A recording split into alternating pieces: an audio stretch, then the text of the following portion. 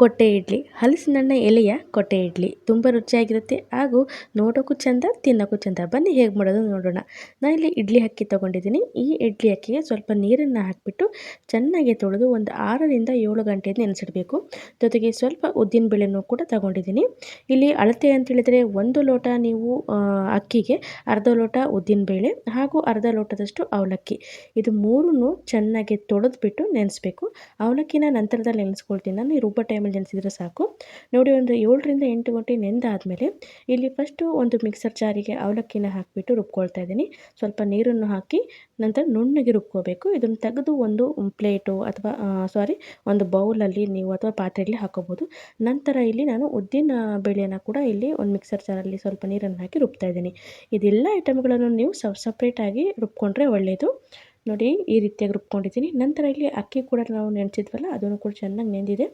ಈಗ ಅದನ್ನು ಕೂಡ ಒಂದು ಮಿಕ್ಸರ್ ಜಾರಲ್ಲಿ ಹಾಕಿಬಿಟ್ಟು ಈಗ ರುಬ್ಕೊಳ್ತಾ ಇದ್ದೀನಿ. ಈ ಒಂದು ಇಡ್ಲಿ ಅಕ್ಕಿ ಇದೆಯಲ್ಲ, ನೀವೆಷ್ಟೇ ರುಬ್ಬಿದ್ರೂ ಅದು ಪೂರ್ತಿಯಾಗಿ ನುಣ್ಣಗಾಗೋದಿಲ್ಲ, ತರಿ ಇರುತ್ತೆ. ಅಂದರೆ ನನ್ನ ಒಂದು ಅನುಭವಕ್ಕೆ ಬಂದಿರುವಂಥದ್ದು, ನಿಮಗೆ ಗೊತ್ತಿಲ್ಲ ಹೇಗಾಗುತ್ತೆ ಅಂತ. ನಂತರ ನೋಡಿ, 3 ರುಬ್ಬಾದ್ಮೇಲೆ ಈಗ ಚೆನ್ನಾಗಿ ಮಿಕ್ಸ್ ಮಾಡಿಬಿಟ್ಟು ಓವರ್ ನೈಟ್ ಇದನ್ನು ಚೆನ್ನಾಗಿ ನಾವು ಬಿಡಬೇಕಾಗುತ್ತೆ. ಈ ರೀತಿಯಾಗಿ ಮಿಕ್ಸ್ ಮಾಡ್ತಿದ್ದೀನಿ. ಈ ಟೈಮಲ್ಲಿ ನೀವು ಉಪ್ಪನ್ನು ಹಾಕಿ ಇಡಬಾರ್ದು. ಯಾಕಂದರೆ ಸ್ವಲ್ಪ ಉಪ್ಪು ಹಾಕಿದ್ರೆ ಹುಳಿ ಬಂದಾಗ ಅನಿಸುತ್ತೆ ಅಂತ ನನಗನ್ಸುತ್ತೆ. ಅದರಿಂದ ನಾನು ಅದೇ ರೀತಿಯಾಗಿ ಬಿಟ್ಬಿಡ್ತೀನಿ, ಅಂದರೆ ಉಪ್ಪು ಹಾಕದೆ ಬಿಡ್ತೀನಿ ನಾನು. ನಂತರದಲ್ಲಿ ಬೆಳಗ್ಗೆ ನೋಡಿ ಈ ರೀತಿ ಸ್ವಲ್ಪ ಮಿಕ್ಸ್ ಮಾಡಿಕೊಂಡು ಈಗ ರುಚಿಗೆ ತಕ್ಕಷ್ಟು ಉಪ್ಪನ್ನ ಹಾಕಿಬಿಟ್ಟು ಈಗ ಇಡ್ಲಿ ಹಿಟ್ಟು ರೆಡಿಯಾಗಿದೆ. ಈಗ ನಾವು ಕೊಟ್ಟೆ ಮಾಡ್ಕೋಬೇಕಲ್ವ, ಹಲಸಿನ ಎಲೆ ತೊಗೊಂಡಿದ್ದೀನಿ. ಅದಕ್ಕೆ ಚುಚ್ಚಕ್ಕೆ ಇಲ್ಲಿ ಕಡ್ಡಿ ಬೇಕಲ್ವ, ಅದರಿಂದ ನಾನು ತೆಂಗಿನ ಗರಿನ ಕಿತ್ಕೊಂಡಿದ್ದೆ. ಈ ರೀತಿ ಒಂದು 4 ಗರಿಗಳನ್ನು ಕಿತ್ಕೊಂಡಿದ್ದೀನಿ. ಇದನ್ನು ಕ್ಲೀನಾಗಿ ಕಟ್ ಮಾಡಿಕೊಂಡು ಕಡ್ಡಿಗಳನ್ನು ರೆಡಿ ಮಾಡ್ಕೊಂಡಿದ್ದೀನಿ. ಈಗ ಎಲೆ ಜೋಡಿಸುವ ಸಮಯ. ನೋಡಿ, ಈ ರೀತಿ ಎಲೆಗಳನ್ನು ಆಪೋಸಿಟ್ ಸೈಡ್, ಅಂದರೆ ಎದು ಬದುರು ಇಟ್ಬಿಟ್ಟು ಕಡ್ಡಿನ ಅದೇ ರೀತಿ ಮುರಿತಾ ಹೋಗಬೇಕು. ನಾವು ಸಣ್ಣ ಸಣ್ಣ ಕಡ್ಡಿ ಬೇಕಾದ್ರೆ ರೆಡಿ ಮಾಡ್ಕೋಬೋದು. ಇಲ್ಲಾಂದರೆ ಈ ರೀತಿ ಡೈರೆಕ್ಟಾಗಿ ಕಡ್ಡಿ ಚುಚ್ಚಿಬಿಟ್ಟು ಮುರಿದ್ರೆ ಈಸಿಯಾಗಿ ಬರುತ್ತೆ. ನೋಡಿ, ಮೊದಲಿನ ಕಾಲದವರೆಲ್ಲ ಇದೇ ರೀತಿಯಾಗಿ ನಾವು ಮಾಡ್ತಿರುವಂಥದ್ದು.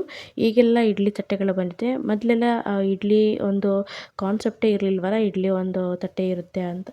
ಅದರಿಂದ ಇಲ್ಲಿ ಬಾಳೆ ಎಲೆಗಳಲ್ಲಿ ಮತ್ತು ಈ ರೀತಿ ಹಲಸಿನ ಎಲೆಗಳಲ್ಲಿ, ಅರಿಶಿಣ ಎಲೆಗಳಲ್ಲಿ ಇಡ್ಲಿಗಳನ್ನು ಮಾಡ್ತಾಯಿದ್ರು. ನಾನು ಬಾಳೆ ಎಲೆದು ಕೂಡ ಒಂದು ವಿಡಿಯೋ ಹಾಕಿದ್ದೀನಿ, ನೋಡಿ. ಈ ರೀತಿಯಾಗಿ ನಾವು ಒಂದು ಕೊಟ್ಟೆ ರೀತಿಯಲ್ಲಿ, ಅಂದರೆ ಒಂದು ಬಟ್ಲದ ರೀತಿಯಲ್ಲಿ ಮಾಡ್ಕೊಳ್ತಾ ಹೋಗಬೇಕು. ನಾವು ಇಲ್ಲಿ ಒಳಗಡೆ ಬೇಕಾದರೆ ಕಡ್ಡಿ ಚುಚ್ಬೋದು, ಇಲ್ಲಿ ಹೊರಗಿನ ಸೈಡ್ ಬೇಕಾದರೆ ಕಡ್ಡಿ ಚುಚ್ಬೋದು. 2 ಸೈಡು ನೀವು ಬೇಕಾದರೆ ಯಾವ್ದು ಅನುಕೂಲ ಆ ರೀತಿಯಾಗಿ ಚುಚ್ಕೊಳ್ಳಿ.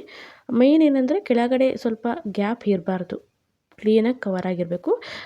ಆ ಥರ ನೋಡ್ಕೊಳ್ಳಿ. ಇಲ್ಲಾಂದರೆ ಹಿಟ್ಟು ಹಾಕಿದಂಗೆ ಏನಾಗುತ್ತೆ, ಪೂರ್ತಿಯಾಗಿ ಹೊರಗೆ ಬಂದುಬಿಡುತ್ತೆ. ಅದರಿಂದ ಕ್ಲೀನಾಗೆ ಒಂದು ಹೊಟ್ಟೆ, ಅಂದರೆ ಒಂದು ತೂತು ಬರದೇ ಇರೋ ರೀತಿಯಲ್ಲಿ ನಾವು ಇದನ್ನು ಎಲೆಗಳನ್ನು ಚುಚ್ಕೋಬೇಕಾಗುತ್ತೆ. ಈ ಎಲ್ಲ ಪ್ರಿಪರೇಷನ್ನ ನೀವು ರಾತ್ರಿನೇ ಮಾಡಿ ಇಟ್ಕೊಂಡ್ಬಿಟ್ರೆ ಬೆಳಗ್ಗೆ ಆರಾಮಾಗಿ ಇಡ್ಲಿ ಮಾಡ್ಕೋಬೋದು.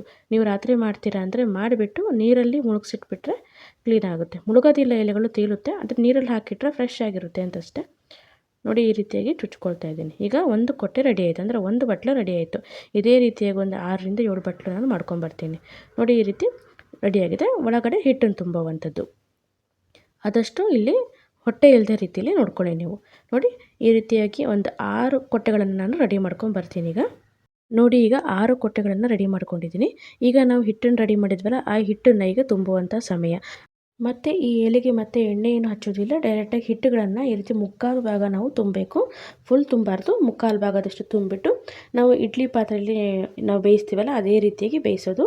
ನೋಡಿ, ಒಂದು ಇಡ್ಲಿ ಸ್ಟ್ಯಾಂಡ್ ಇಟ್ಟಿದ್ದೀನಿ, ಅದಕ್ಕೆ ನಾವು ಈ ರೀತಿಯಾಗಿ ಎಲ್ಲ ಕೊಟ್ಟೆಗಳನ್ನು ಇಡ್ತಾ ಹೋಗಿ ರೆಡಿ ಮಾಡ್ಕೋಬೇಕು. ನಂತರ ಇಲ್ಲಿ ನಿಮಗೆ ಮುಚ್ಚೋಕ್ಕಾಗಿಲ್ಲ ಅಂದರೆ ತೊಟ್ಟಿರುತ್ತಲ್ಲ ಮೇಲ್ಗಡೆ, ಅದನ್ನು ಸ್ವಲ್ಪ ಕಟ್ ಕೂಡ ಮಾಡ್ಕೋಬೋದು.